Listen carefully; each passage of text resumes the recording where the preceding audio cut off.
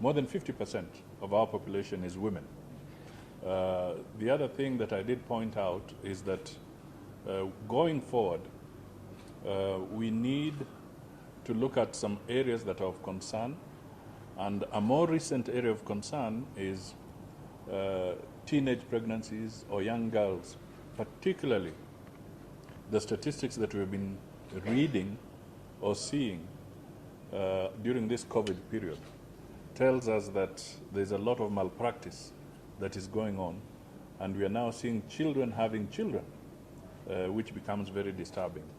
And the fundamental question I put, and we all know, is that how does the child become vulnerable to these evil minds? The child becomes vulnerable because somewhere along the line, safety was lacking, security was lacking. So at the end of it all, we need to have people who can help us understand psychologically and even in terms of what can be done in terms of preventive measures to make sure that our children are safe and they cannot be molested. And therefore security becomes a pillar. Our country is definitely allocating a lot of resources to security, and we have seen some good moves where during this regime, the docket of defense and the docket of foreign affairs has primarily been in the hands of the women of Kenya as the ministers. But what I wanted to emphasize is that now I would like to encourage our legislators to encourage those who scrutinize budgets that hypothetically, if you give the Ministry of Interior or the Ministry of Defense or one of the other security agencies 200 billion as a budgetary figure, for example, we go away clapping and saying that the security department has been given a lot of resources. I would now like to say that with the women bringing out WISE and beginning to highlight the need for women in security to be given more prominence and their concerns, their detail, the stickler to the detail.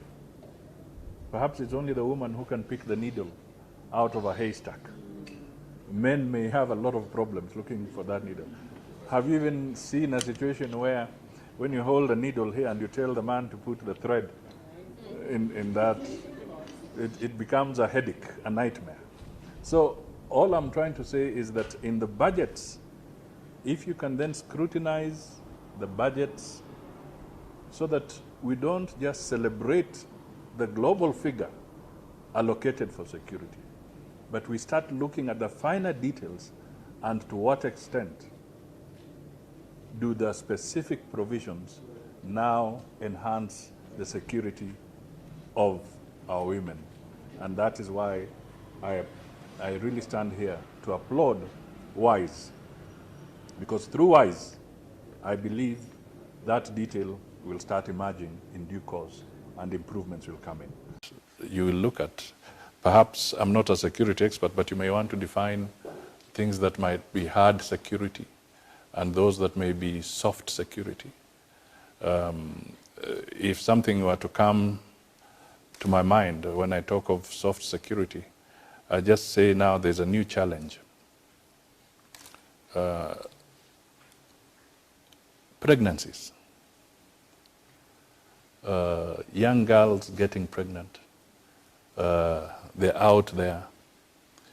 What was missing when this young girl got pregnant? What is the fundamental issue that was missing around this girl for her to get pregnant? My take is that it is security. lack of security must have gotten this girl into the dilemma of the visitation of this person who is reckless and does not care about the child. So one of the fundamental questions is, what can be done? How can you, as ladies around security and safety, think around such things and figure out what can be done beyond the normal to make sure that our children, our daughters are secure and there's some safety? It may not be 100%, but can we make it 90%, away from 30%, so that the teenage pregnancies can be eliminated? We must break away from a situation where a child is having a child. So can security, thought through from the prism of a woman, help in cracking some of these kind of things? First of all, it is so clear that with the population structure, the demographics in our country, it would be very wrong and extremely presumptuous to assume that you can now talk about security and safety and leave out more than 50% of the population, and those are women. So that is a very critical thing that we must always bear in mind. To juggle many roles. A female CEO will also quite happily be the messenger. I mean, I've been sent to Ghana, Sarah, go and start operations. Daddy knows where the salon is. Daddy knows where the tomb is. Daddy knows where girl wellness. That one has to look at. I will not be making any presentation like the very good presenter who has just finished, Madam Sarah. But there are some notes that I have made which we will leave with you. You can use them. Present yourself short of what you are important. And if you go back into history and women in security, the safety of nations, it lies in the hands of people of that nature. We have seen soft security. If something were to come to my mind, we must break away from a situation where a child is having a child. So can security thought through from strategically positioning ourselves to engage? So moving forward, we take up the challenge and we appreciate you, sir. Thank you very much. Ladies and gentlemen, we are going to share with you the chief guest, His Excellency Mudavadi'S, will proceed to cut the Air Force Academy, the Army would accomplish, the naval work accomplishments. We are blessed to be able to reflect and to be able to honor warfighter, the American inevitably, without a moderate part of the we understand that they were firmly in violence and terrorism in order to make possible.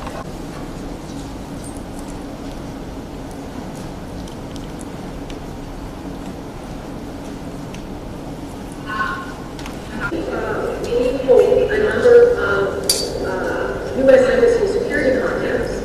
We have one in particular in Ghana. We have a number of local guard force contracts. These are Department of State contracts that protect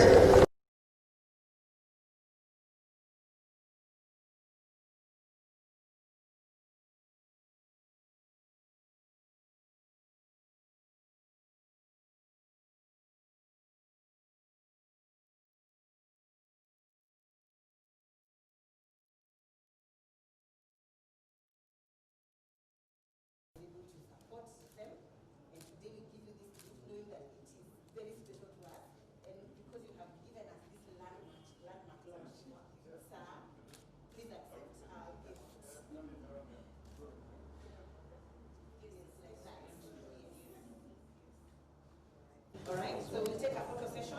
We'll start with the Governing Council of Wives, and then the rest. Welcome,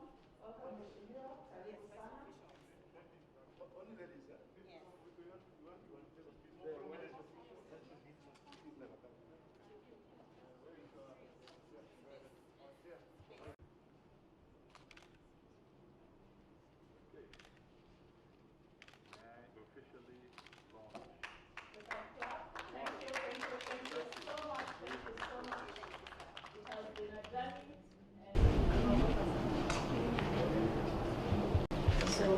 Please join us as we celebrate this day, as our voice is now officially loud. And we thought it was just good for us to share a cake with you. Karibuni sana. Let's celebrate together. And we are glad to have you men who are here to support us. Asanteni sana. Thank you. Thank you.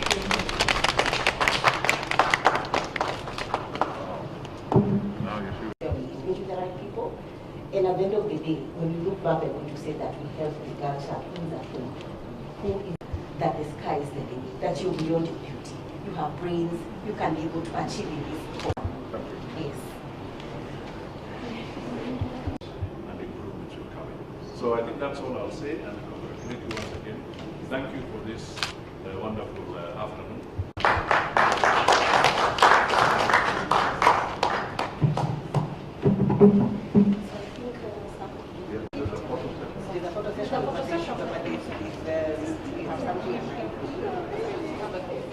And this gift, by women in prison who do this to support their children. And why was able to support them. And today we give you this gift knowing that it is very special to us. And because you have given us this landmark launch, sir, please accept our gift. It is like that. Yes.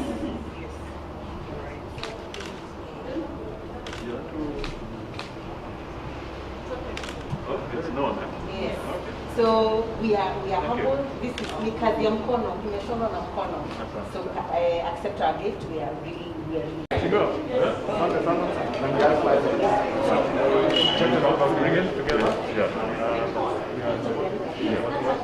This is a real smile. Thank you. Why? Then we allow them. Okay, Foster, ladies. Why? Very good. Thank you.